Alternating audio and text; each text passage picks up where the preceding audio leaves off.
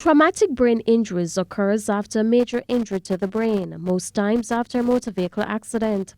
But from the variety of complaints that come with the injury, endocrinologist Professor Michael Boyne says a critical part that is often affected is the pituitary gland.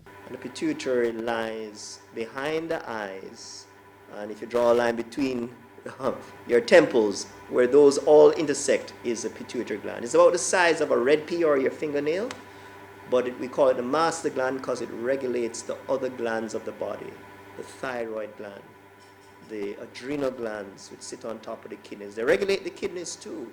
They regulate the sex glands, the testicles and the ovaries in individuals.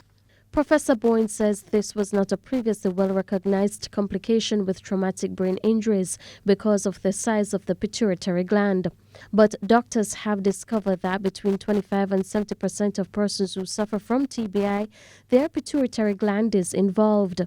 And if it is involved, it may not function as well, and people have a lot of symptoms that they can't put together. They're extraordinarily fatigued. They complain of headaches.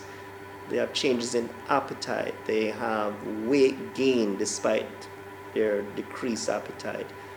The men may have problems with ED or erectile dysfunction.